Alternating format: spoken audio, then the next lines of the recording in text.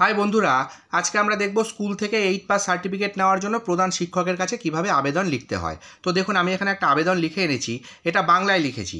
তো সবার প্রথমে মাননীয় প্রধান শিক্ষক মহাশয়, এরপরে বিদ্যালয়ের নাম লিখবেন, তারপরে বিদ্যালয়ের ঠিকানা, তারপরে বিষয়ে লিখব 8 পাস সার্টিফিকেটের জন্য আবেদন বলে একটা দাঁড়ি।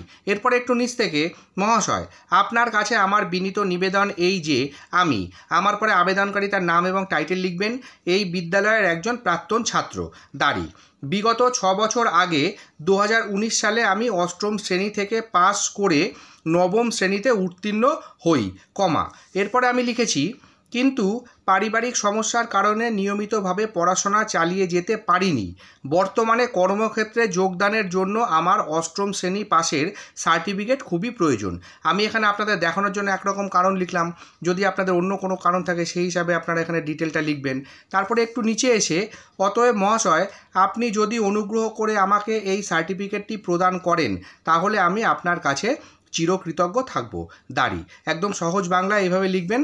এরপরে নিচে এসে আপনার অনুগত আবেদনকারী একটা সই করে দেবেন, এইদিকে তারিখ, যেদিনকে আবেদনটা জমা করবেন সেদিনকার ডেটটা দিয়ে দেবেন। তো মোটামুটি একটা বেসিক আইডিয়া হয়ে গেল। এইভাবে আবেদনটা লিখে নিয়ে গিয়ে জমা করে দিলে আশা করি আপনাদের কাজ হয়ে যাবে। তো ভিডিওটি যদি ভালো লেগে থাকে তাহলে অবশ্যই একটা লাইক করবেন, শেয়ার করবেন আর আমার চ্যানেলের সাথে থাকবেন। ধন্যবাদ।